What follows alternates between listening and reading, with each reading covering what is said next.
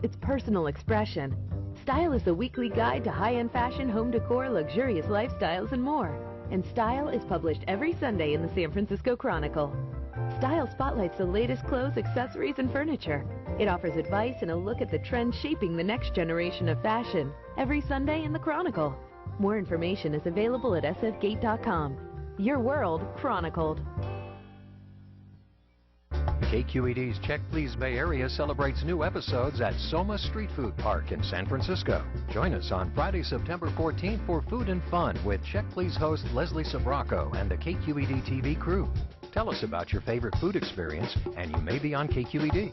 Tickets are just $15 and include admission plus a glass of wine. Food is available for purchase from 10 delicious food trucks. And it's all in support of KQED. Tickets at checkplease.eventbrite.com. I loved it. I thought it was just amazing. I was so happy to find it. It was very, very tasty. There were some good parts and some bad parts. On a new Check Please Bay Area, taste the flavors of Cambodia with a menu of family recipes. Slurp up the noodles and sample Vietnamese specialties at a peninsula restaurant. And experience the atmosphere of a European-style cafe. The reviews are in on Check Please.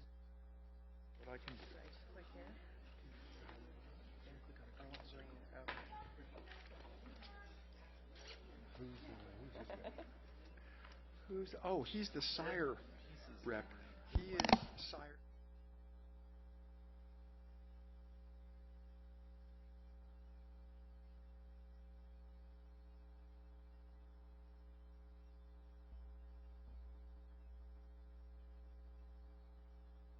Most influential artists of our time. Admission is free on September 20th to KQED members who show their KQED member card. Information at kqed.org/memberday. Arlene and Pete Harmon and their program acquisition gift in support of KQED's efforts to educate and inform the people of Northern California. Hello, I'm Belva Davis. This Week in Northern California delivers the news of the week and more. From politics in Sacramento to high-tech in Silicon Valley, the arts and culture, education, science, and the environment. Join us Friday night at 7:30. Program sponsored.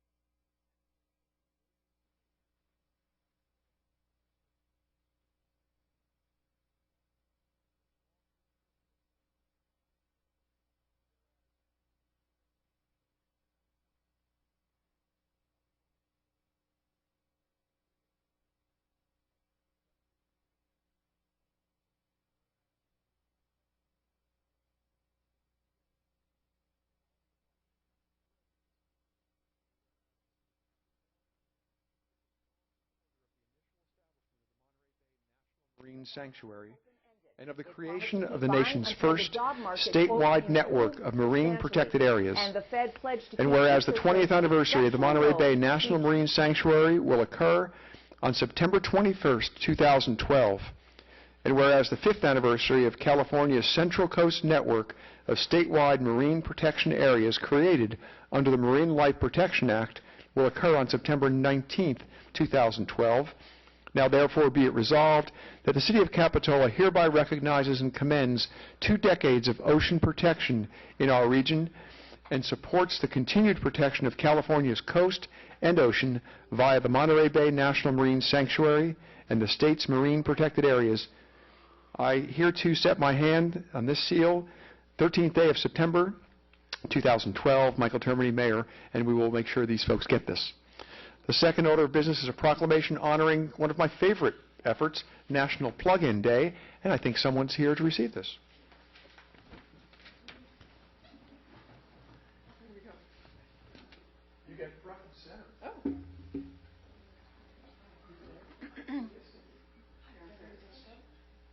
Come this way, and that's your camera. This is your mark. Okay. It's all theater. It's all theater. It's all theater. Okay, this is a mayor's proclamation recognizing National Plug-in Day, September 23rd, 2012. That's very good. Now you can do that. Very excellent. You're working right in with this. I like it. Whereas petroleum-fueled vehicles are responsible for over 50% of our local greenhouse gas emissions and are a contributing factor to air pollution and climate change, threatening the health of our citizens and the sustainability of our planet. And whereas the imbalance between gasoline resources and worldwide demand is escalating gasoline prices to levels that overburden commerce, hurt economic growth, and cause hardship to our citizens. And whereas the transportation sector needs support to move towards adoption of clean energy technology, including plug-in electric vehicles that reduces our dependence on foreign fuels and supports a healthy environment and economy. And whereas the City of Capitola is dedicated to being a leader in the use of clean energy, establishing policies and programs that conserve energy and promote sustainability, and whereas September 23rd, 2012 has been designated as National Plug-in Day throughout the United States to educate our citizens about the benefits of plug-in electric vehicles and to promote their adoption. Now, therefore, I, Michael Termini, Mayor of Capitola, do hereby proclaim September 23rd, 2012 as Plug-in Day in the City of Capitola and call upon all residents of this great city to join me in supporting the aims and goals of this worthwhile effort. This is for you. This is for you. Thank you. And say a few words. Okay, thank you. I'm Sharon Saris from the Monterey Bay Electric Vehicle Alliance, and I, along with Beverly Deschaux, would like to thank you and the council and everyone for proclaiming this day. It joins the other cities in the county and the county for proclaiming September 23rd National Plug-in Day. And Beverly will talk a little bit about the event that we're having in Santa Cruz, just so people know as well. And this is what the poster describes. Hi, Beverly Deschaux, President of the Electric Auto Association. We hope you'll all come, too, by the way. And there'll be all the latest electric plug-in vehicles, and you'll have a chance to test drive some of them. Some owners will be there as well, and they'll be talking about their vehicles. People can ask them questions about their real-life experiences with them. And we'll have proclamations, and we'll have Michael McCormick from the governor's office saying a few words. And, we're presenting certificates of recognitions to all the owners or representatives of places where plug-in charging stations have been installed, and I believe the City of Capitola is one of them. Yes. So, will that be you? Great. We look forward to having you there. Very good. And, I want to thank you for your efforts. I'm sort of in the network, and I see all your meetings, and we attend some of them. And for all of you out there, all of these charging stations that you see cropping up everywhere are the efforts of these fine folks and the local electricians and construction people. So well done, and someday there'll be as many charging stations as there are gas stations. Very good. Thank you. Thank you. Thank you.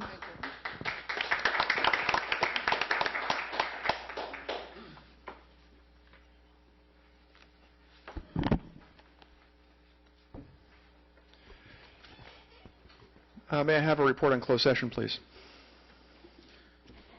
Thank you, Mayor Termini. The items that the City Council discussed in closed session this evening are those listed on the Council's posted agenda, the first page.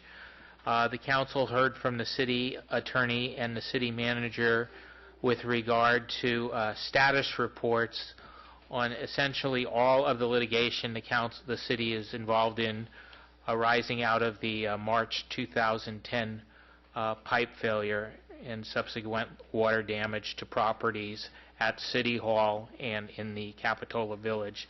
These include our insurance coverage case against Lexington Insurance Company, negotiations with Santa Cruz County regarding the Noble Gulch pipe failure, the Pacific Cove Mobile Home Park closure, and then the Calvert, Sandana, Foremost Insurance, Truck Insurance, David Ross, Carousel, Taffy, Morro Bay, etc., American Alternative Insurance Corporation, Central Fire Protection District, and California Capital Insurance Company cases, as well as the tort claims of Brad and Kathy Sutton and Larry Machado. The council received status reports on all of these items from the city attorney and city manager, and the council took no reportable action on these matters in closed session. The liability claims of Sutton and Machado are on the council's agenda this evening for open session. That's the end of my oral report. Thank you, John. Are there any additions or deletions to this evening's agenda? Mayor, I'd like to ask that item 7A, which is my appointment to the Finance Advisory Committee, be continued, and in that interim that the application process be reopened. Thank you. Thank you. We now move on to public comments. Anyone who would like to address the council on items that are not on this evening's agenda, please step forward.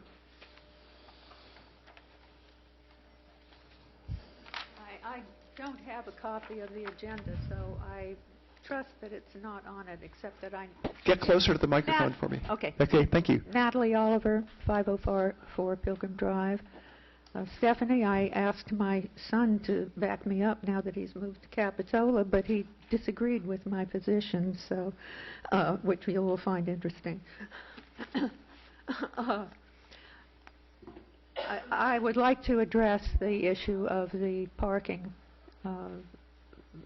accommodations that you have decided to build in the former trailer park. It turns out that the trailer park was a much nicer thing for us to have who live on Pilgrim Drive than a projected parking, either a structure or a parking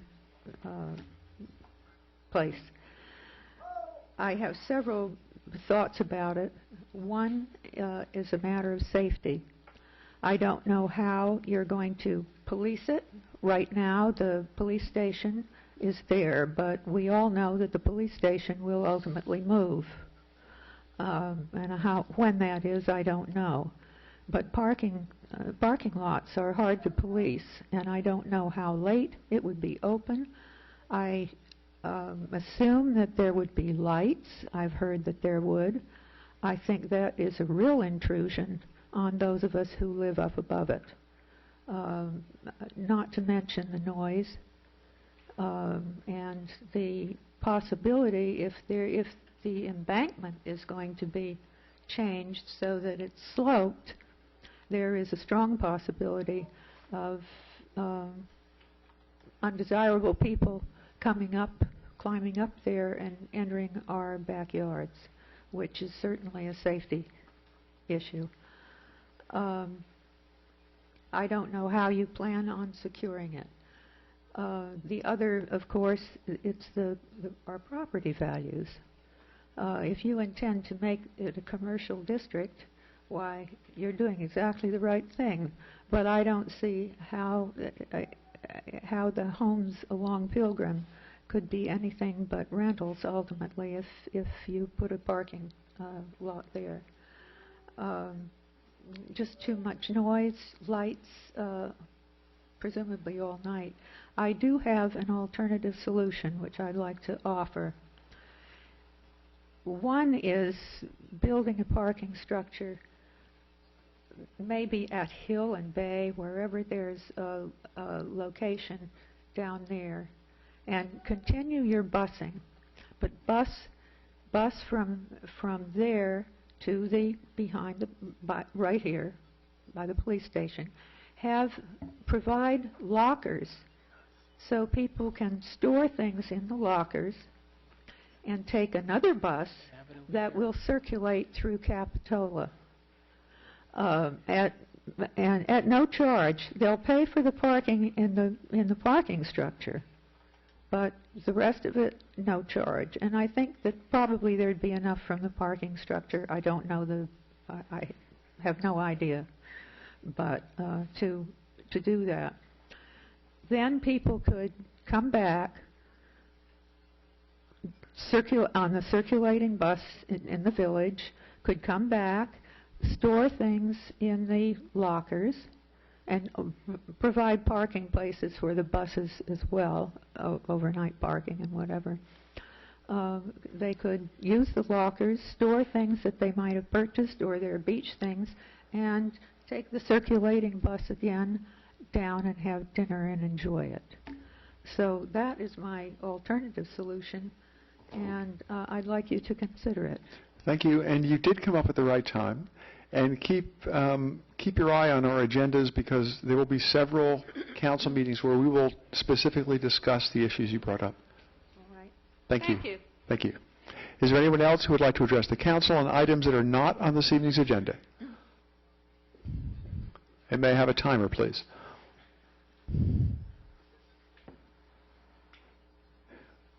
Hi, my name is John Silva. Would you set the timer for 3 minutes? I don't want to cut you short. They've already timed you out. You've already got a red light. I don't want to do that. You can start right off. Go right ahead. My name is John Silva. I live in neighborhood behind Target, and myself and the other neighbors in the neighborhood are distracted by the very bright sign they have pointed at our neighborhood. And I brought a picture of this if you want to pass that around so you guys can see. I'm not sure how many of you guys have been into our neighborhood to see the Target sign.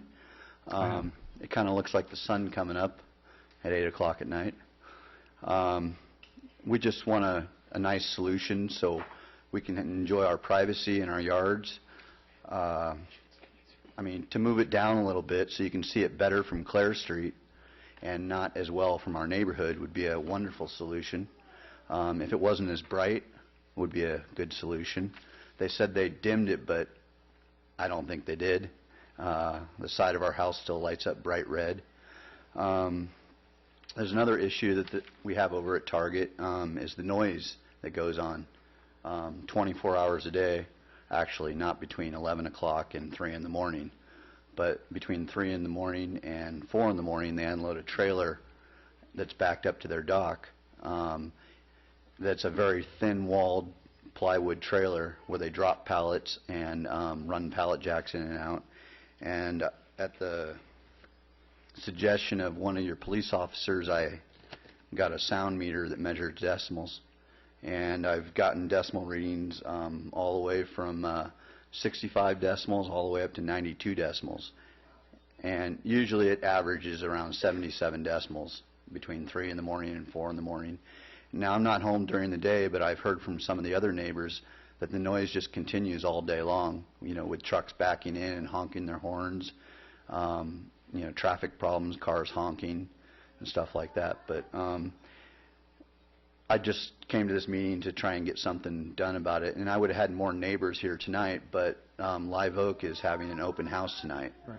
So lots of the parents are going to that. They wanted to be here to address these problems with me. Shoreline had an open house last night, and that's what I was at. So I was fortunate to be able to come tonight. I don't want to hold you guys up, and you have lots of other stuff to do. But thank you, John. We've heard what you said. Thank you very much. Is there anyone else who would like to address the council? Peter, step right up. Oh, okay. Hi. I just had one other neighbor. Oh, sure, we can. To address, but you know, guys, draw straws, do whatever you want. Come on up. Yes. My name is Matt Jasperson, and I'm neighbors with John. My wife and I have lived in that house for 10 years, and my wife has actually lived on that street her whole entire life. We bought the house about 10 years ago, and being that my wife has been there her whole life, her parents were living in that house and renting for quite a few years prior to that. So we've been around that neighborhood when that whole back area was grass and field. I understand that we need to grow, and I understand that businesses and operations and capitalism need to grow, and I think that's fine. However, the challenge that I have and that our family has is the sign, and it's purely the sign. And I work all day and I come home, and over a 15-foot brick wall, I sit in my house in my living room, and off to my right is a huge red glowing sign that's very obtrusive, and it lights up the whole backyard, and it would be nice if it could be lowered approximately 10 to 12 feet, and that would make it so it actually resides below the wall that's built. I don't see it be very big of a problem to be able to do. I understand Target's position on it because it's branding. The assumption is that the branding can be seen from, I would imagine, Capitola Road, as well as potentially 17th Avenue. But if you were to drive Capitola Road all the way from prior to 17th Avenue all the way up, you do not see that sign until you actually make the left turn onto Claire's. If you were to drive all the way towards the freeway from Capitola Road on 17th, you cannot see that sign. If you were to drive the SoCal Frontage Road from anywhere, you cannot see that sign. Unfortunately, the sign bears on Summerfield and Lotman and a few other houses. Now, I can tell you we know Target is there. We're the only ones seeing this sign, other than the people in the branding that would be driving on Summerfield. Yeah. The ask is, it would still be there and it's fine. If it is lowered 10 to 12 feet, we don't get bright lights shined in our backyards in the middle of our living room all night long. There are other neighbors who reported lighting up their children's bedroom at night with red, and we're not the red light district. It's a simple request. I understand that the Capitola approved the signs for being there. We all make mistakes, and maybe not, it's a big one. I think it's a fairly reasonable request if we really think about what the sign's there to do, as well as who is able to see it. Great. That's my ask. I appreciate it, Matt. Peter. Hey, good evening, City Council members. What was I going to say? My name is Peter Pateur, and my name has been misspelled on the June agenda, June minutes. Okay. I'll let you give the proper spelling to the city clerk. All right, great. Okay.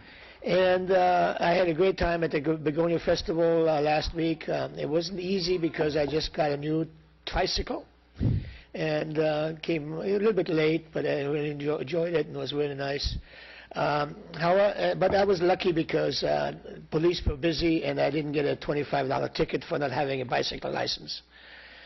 The chief is back there tonight. He can give you the ticket if you missed it. He can give me a ticket? Okay. Or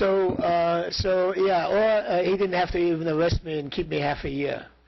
I think it's, half a year, I think, or $500 fine for not having a bicycle license. So I think that you need to address the bicycle law that exempt visitors, and maybe follow it more to the Santa Cruz ordinance as far as bicycles, and also perhaps allow bicycles on sidewalks like they do in Santa Cruz, except in business, in front of a business. So I think that would be nice, so I could legally bicycle on the sidewalk.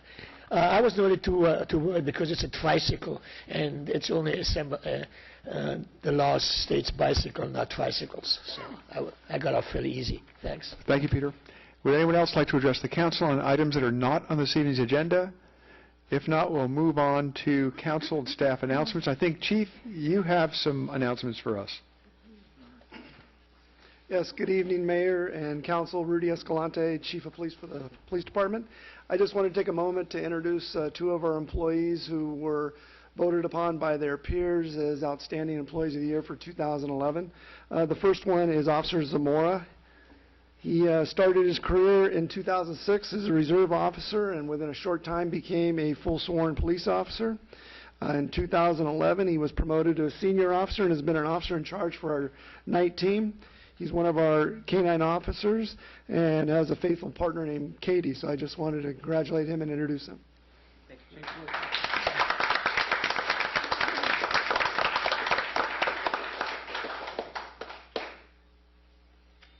You know, Chief, I've had the privilege of riding along with Officer Zamora. Great experience, terrific law enforcement professional. Thank you. You're welcome. Well deserved. The next person is Lori Wilson. She started her career in 2001 with the police department. She's probably got one of the toughest tasks because she's in charge of keeping me squared away. She's our administrative assistant. Hey, Lori. She also oversees our hiring and recruitment procedures, assists in records, billing, training, and payroll. Our neighborhood watch and is very instrumental in overseeing our national night out, and that was a real huge success this year, mostly in part to Lori's hard work. Thank you. We'll move on to any announcements. I have a couple of announcements I'd like to make. Well, number one is there's a vacancy for a 4-year appointment to the Community Television of Santa Cruz County Board of Directors. If anyone has an interest to be involved in that, please contact our city clerk. Council members, Stephanie? I have a couple. I attended the AMBAG meeting last night, the annual meeting that we have in Corralitos, barbecue, only it was takeout barbecue. We actually didn't barbecue. But it was an interesting meeting. It was the first meeting that our new executive director attended as an employee. Her name is Maura Twomey, and we had met her before when we had an interview. Excuse me. And she's going to do a terrific job. She's been in transportation-related fields for 25 years and has lots of good connections and knows a lot of people in the state that can potentially help us. Diane Idem, who is the interim executive director, was also there, and she brought Maura to us, and they've been, I think, friends and professional colleagues for many years. And Diane will still be around to help us through the next couple of months. And Diane feels that AMBAG is really an underutilized organization regionally, and is hoping to show us ways that we can work cooperatively together and do some good work. We're all still nervous about the housing number and how that's going to get split with Monterey County and Santa Cruz County. But anyway, I'll leave the agenda and the materials upstairs if anyone wants to take a look at it. October is Rideshare Month, the annual Rideshare Month, and that is sponsored by AMBAG. And I'm going to leave some applications, and people can fill this out and for a chance to win some prizes. And so I know many of our employees bike to work, and so you pledge that during the month of October you will increase your efforts to be more sustainable by biking, walking, taking the bus, carpooling, vanpooling, or telecommuting. And so I know I think city employees are allowed to enter that drawing, so I will add that. And then I just wanted to give you a brief short report from the League of California Cities Conference. I'll do it a little bit at each meeting because otherwise that would be too much information for one meeting. I wanted to pass these out. This was comparing the league policy and the conference committee report on the public employee pensions. And they had several sessions on that, and I have some of these for staff also. We had a series of resolutions, and I know that previously we talked about whether or not we should take the time here to discuss them and make a recommendation to give to me or whoever the voting member is going to be, or whether we should just leave it up to their judgment. And I think doing that was absolutely fine. There was one by the City of Needles to not support the Desert Protection Act, which is a priority of Senator Dianne Feinstein that was enacted in 1994, and this has some changes the land from it's all BLM land, but it's going to be, some of it would be under state parks management, and it just sort of changed the management of some of it. Anyway, she introduced these changes last year, and they were not acted on, so she's reintroduced it this year. And so I was prepared to make a statement about the importance of the California Desert Protection Act. It does allow for off-roading. It was definitely a compromise with the local communities and the environmental community and the off-road community. And so it's really very well balanced. It was supported by many, many cities. It was brought up at the Environmental Quality Committee, and Needles didn't show up. so we weren't sure what their problems were. And so it was unanimously voted to not support it at the Resolutions Committee meeting.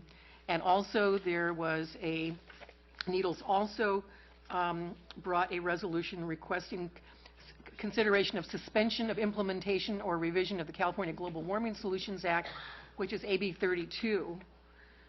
So there again, they didn't show up to explain their position, and so that was unanimously voted on to not approve at the Resolutions Committee. So actually, at the resolution, it didn't even go to the resolution. It went to the Resolutions Committee, and they had took the same position, so it didn't go to the full body for us to vote on that. At the Public Safety Policy Committee and the Revenue and Taxation Policy Committee, they discussed a resolution about fines and forfeitures that was very interesting, and the league that was supported by the policy committees and the resolutions committee, and it was supported by the group as a whole. And just a minute, I wanted to read you one thing from that.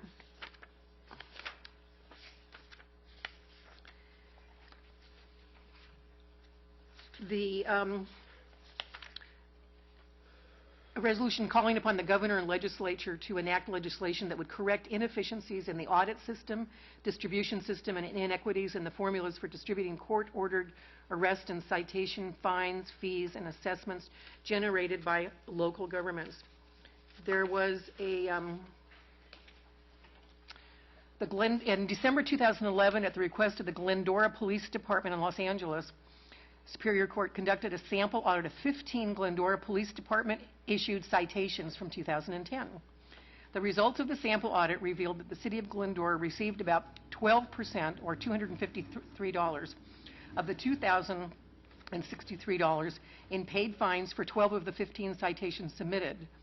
3 of the citations in the audit were sent to collections or warrants. Based on those results, the city received an average of $21, while the state and county received an average of $172 for each of the 12 citations. The percentage breakdown for the city was 12.25% as compared to the state and county share of 86%.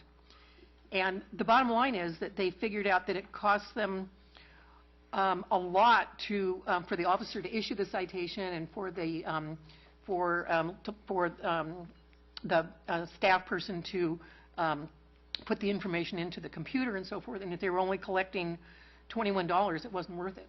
So what they are calling upon the league to do is to create an efficient system to provide cities with a clear authority to audit the distribution of fines, fees, assessments, and administrative costs for criminal and traffic violations, to try to enact legislation that changes the priority distribution mandate so cities receive the total cost of issuing, processing, and testifying in court on criminal cases and traffic violations, and that any reduction in fines, fees, assessments, or costs should be equally distributed from the total fine imposed, not just from the city-based fine. So in other words, if you get your ticket, you go to traffic court, and you say, Judge, I'm poor, I can't pay that, and they reduce it, it comes first right out of the city's portion.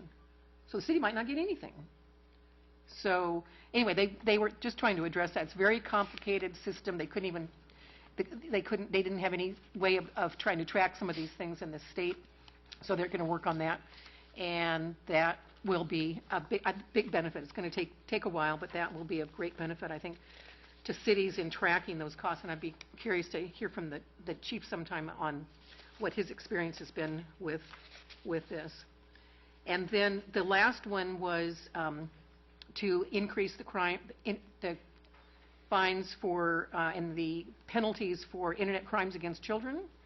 And then the very last one was to encourage communities and individuals to have better emergency preparedness plans, and to really emphasize that they're saying now they're encouraging, instead of just having a 3-day supply of food and water, you should have a week, so that when the next big earthquake happens, we'll be ready.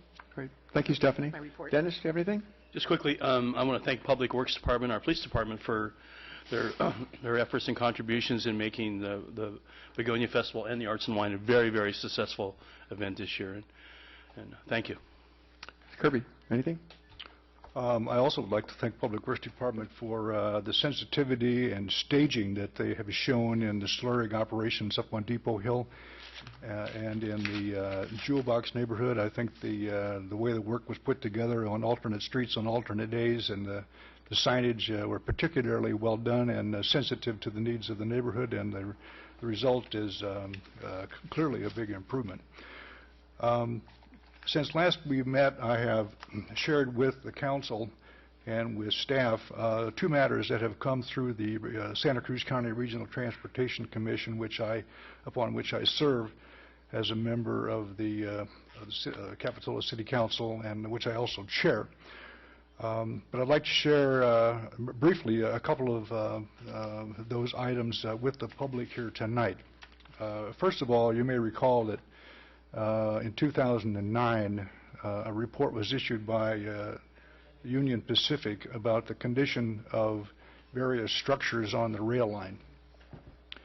Of course, one of those structures is the trestle that bridges the Capitola Village, and the report in 2009 suggested it was in pretty good shape. As we sit here tonight, the Santa Cruz County Regional Transportation Commission, by virtue of its approval from the Federal Surface Transportation Board on last Friday, is days away from closing escrow on the 31-mile rail line from Pajaro Junction to Davenport. And in that process, a new structural assessment has been undertaken as part of Iowa Pacific's due diligence. Iowa Pacific is effectively buying rights to the rail line operations on a 10-year contract. And the most recent structural assessment report is not as flattering about the condition of a number of the structures, notably the La Selva Beach structure, the Sumner Avenue trestle, the San Lorenzo River Bridge trestle, and, yes, our own Capitola trestle. It turns out that the earlier reports incorrectly determined that the metal work in those structures was steel, when in fact it's wrought iron, which is not does not lend itself to easy repair through welding, but in fact is going to require major work at considerable expense to bring those structures up to Class 1 ratings from their current accepted track ratings, which allow only freight transport and at speeds of less than 10 miles per hour. So it looks like what's going to happen is that the Regional Transportation Commission will indeed go forward with its acquisition of the 31-mile rail corridor. And with that transaction, Iowa Pacific will be the common carrier for all the trains that travel on that corridor. Initially, almost all of the freight traffic on the corridor will initiate in Watsonville, and Iowa Pacific is going to be bringing in a large number of refrigerated cars and anticipates building and developing the market to ship produce from the Salinas Valley and the Watsonville area to distribution points back in the eastern part of the country. Iowa Pacific is also anticipating initiating recreational rail service from Santa Cruz up to Davenport, dinner trains and Polar Express trains and theme trains and so forth. But there is no anticipated passenger service between basically the boardwalk and Watsonville because of the unacceptable condition of the track as has now been discovered.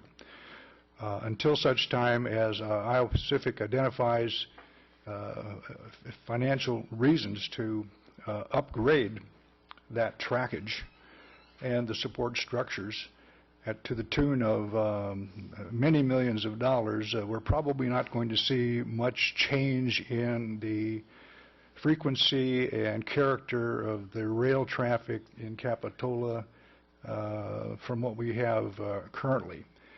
And so the Iowa Pacific is anticipating beginning passenger service from Santa Cruz up the coast in October, which is sneaking right up on us.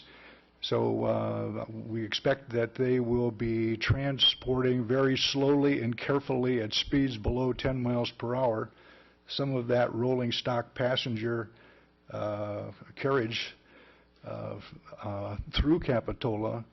But then once it gets through Capitola, it's going to stay pretty much in the Santa Cruz-Davenport corridor and be used up there. So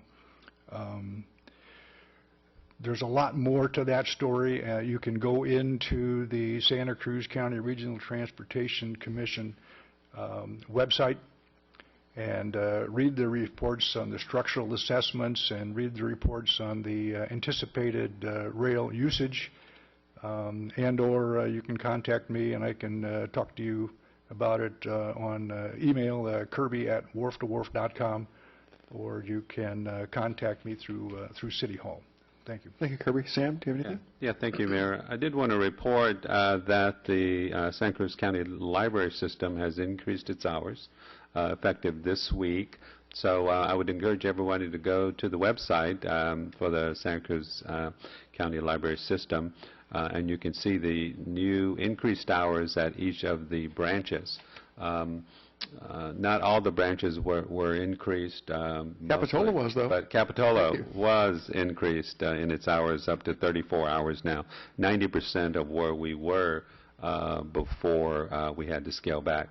So I did want to report on that as the representative, Capitola's representative to the library board.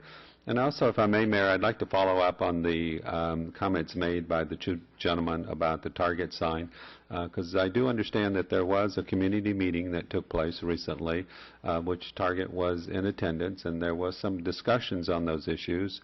And I'd like to ask the city manager to maybe follow up with whether or not the understandings and agreements that were made at that community meeting have been followed through.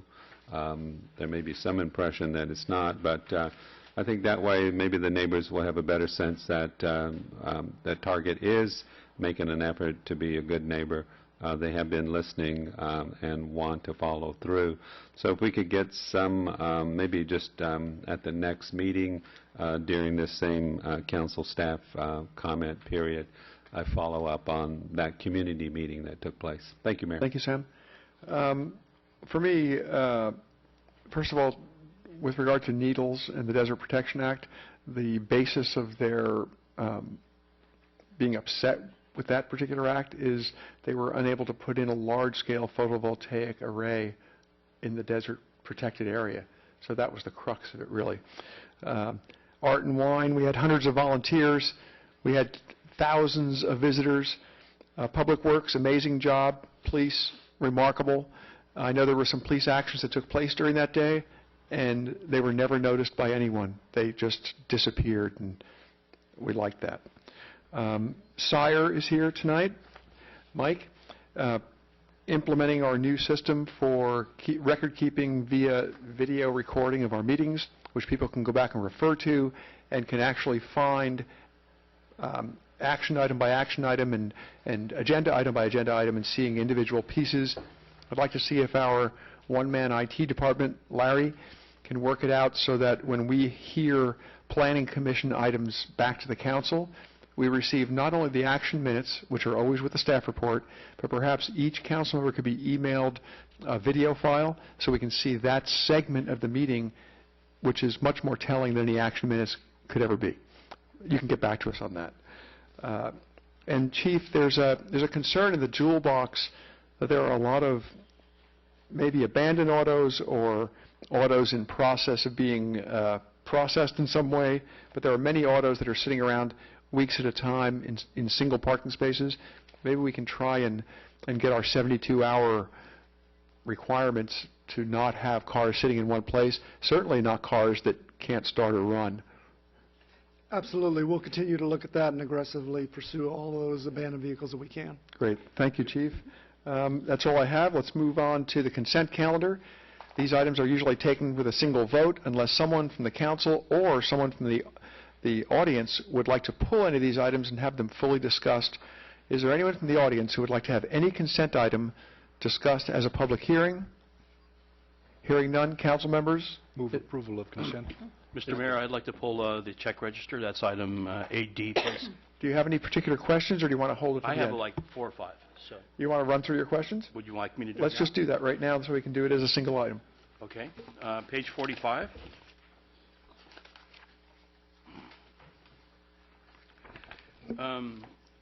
Steve, maybe you can help us with this.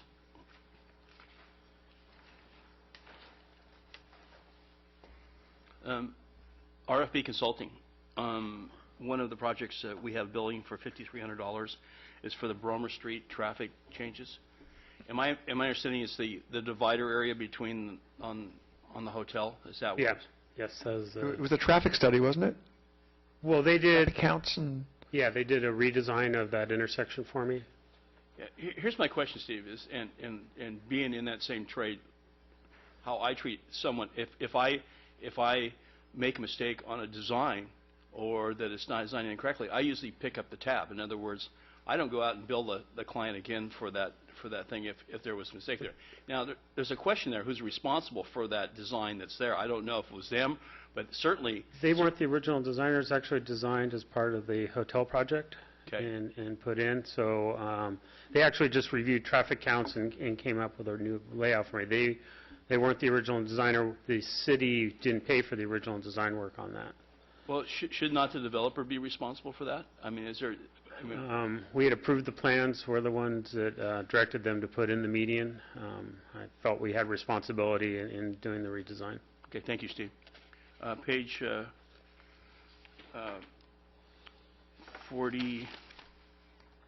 61.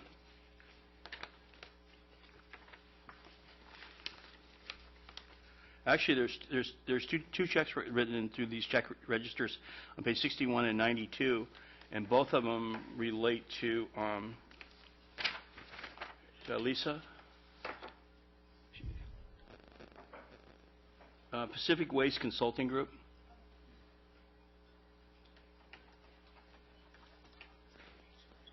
And we've issued 2 checks of $3,000 in the last 4 months. So Pacific Waste Consulting Group, what they do is we have to submit our AB 939 recycling diversion report to the state. So I made it in 2 payments. They have to meet so many tasks, before I'm going to actually give them the payment, and then I get my report.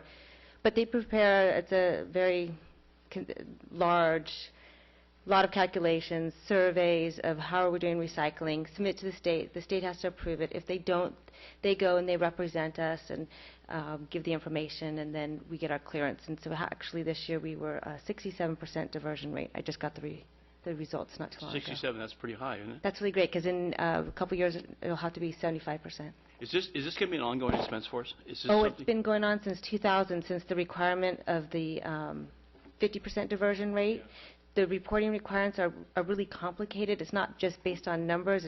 It's your employment numbers, your number of residents, the CPI. There's all kinds of things that go into it that I couldn't possibly develop. Okay, thank you, Lisa. Mm-hmm. Okay, if I might follow up on that. Sure. When we file these reports, do we then protect our qualification for grant funding in some manner, or why are we doing this?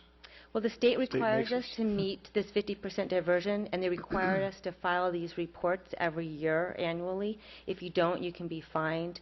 And it's a pretty lengthy report, so that's why I pay a consultant who that's what they do. And they come down, they analyze what we're doing, our programs, and then oftentimes the state pays us a visit to go through what we're doing, and they will show up and come and help me meet with them and show them the different programs we're implementing and that type of thing. But yeah, we'll be fined if we don't report. The state comes down and goes through our garbage. Actually, they've been down 3 times this year. Yes, we did a waste audit. We checked on some businesses and some residential. We did go through their trash. How's the composting program working? Actually, it's doing really well. We had, it's coming up on its review in December of how are we doing, because it's a 2-year pilot program. We wanted to get 50,000 tons a month. We're at 42,000 tons a month, so I think we're doing really great. Thank you, Lisa. Yeah. Page 67, Steve. American Traffic Solutions, $50,000. That's 70561.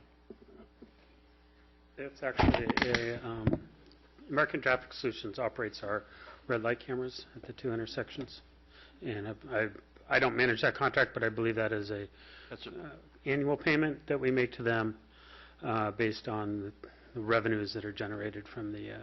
What is the trace of money for that? How does that work? Chief, you up on this one? Is it true, Steve, that they get our portion of the red light violations that are paid, and that only up to what the lease payment is, and we've never gotten to the lease payment, have we? Exactly. I think it's $5,000 a month, what it is per intersection that we have red light cameras. They get the first $5,000 that's generated from tickets from that. We get everything over. We've never hit that limit yet, so they've gotten less than that. Yeah, they take less.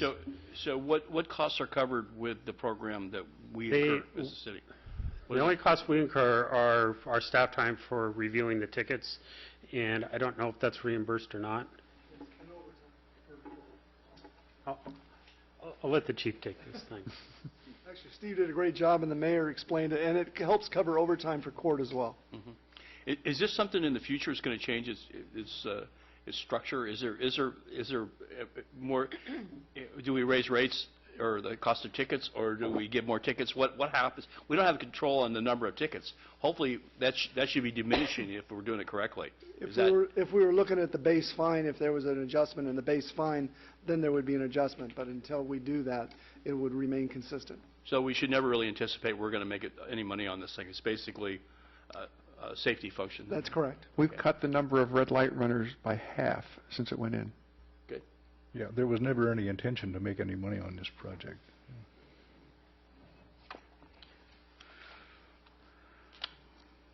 One more, I'm sorry. On page 72. No. Go ahead, Dennis. I think this is for Jamie, probably. Santa Cruz Conference and Visitors Council. I think our total grant is $30,000 a year. Is that correct? It was cut down this year, I believe, was it not? The amount was reduced. I don't remember off the top of my head what the amount was for the CVC. Although it went down to 17,000, I believe, and it was 24, 25. We gave the chamber 30, and they went down to 25. So this is a payment, a commitment from last year. Right. Now, we only do one payment a year for them? No. What page is that, Dennis? Mr. Mayor, Councilmember Norton, this is the pass-through of their TMD. Oh. The Conference and Visitor Center has a self-assessed, if you will, a self-tax on all the hotels here in the city. That is paid by the different hotel operators to the city. We take those funds in, and then I believe it's on a quarterly basis, pay it back to the CVC. We keep, I think it's 1% or something along those lines as an administrative fee. So what you're seeing here is their piece, if you will, of their self-tax. So they're pulling in $120,000 from Capitola a year in that tax? And it's about to go up. Okay, thank you. Thank you. Thank you. We have a motion. Do we have a second on the consent agenda? Second. All those in favor? Aye. Aye. Opposed? So moved. We'll move on to general hearings here, and we will start with consideration of an ordinance for the Capitola Municipal Code prohibiting urination and or defecation in public. Chief, you're the only one who can help us with this. Good evening, Mr. Mayor and council members. Rudy Escalante, Chief of Police.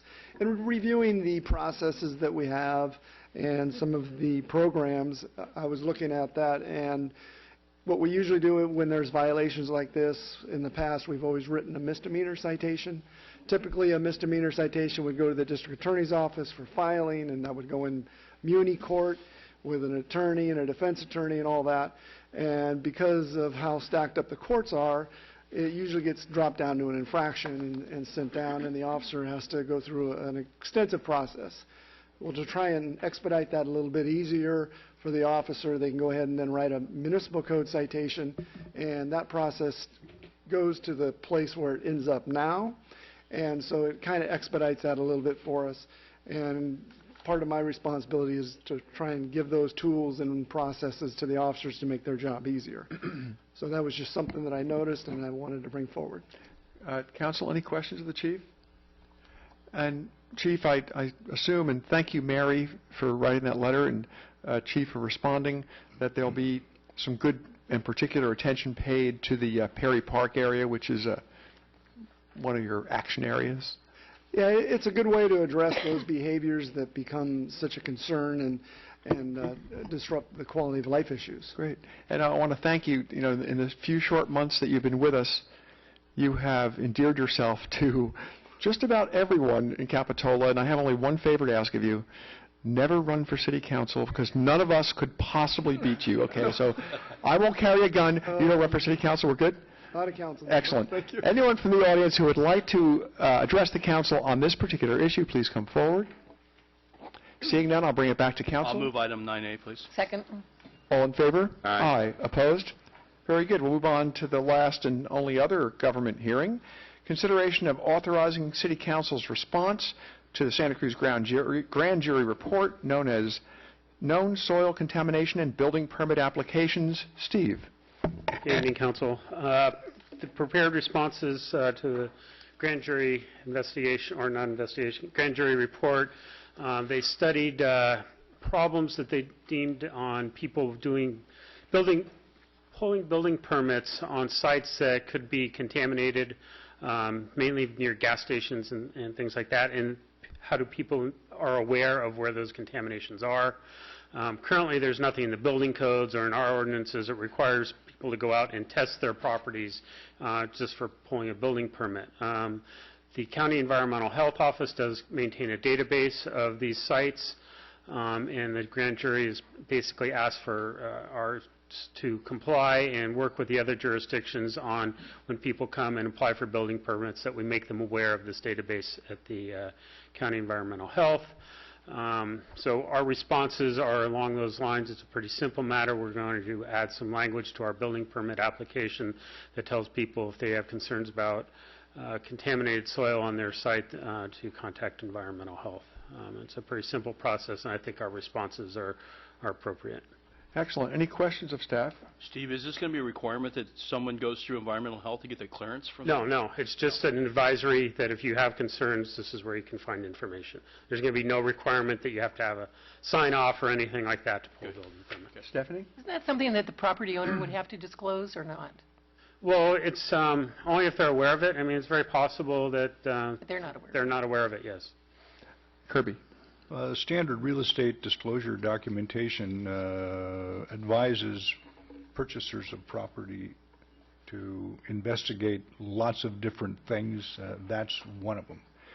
My question would be, does the grand jury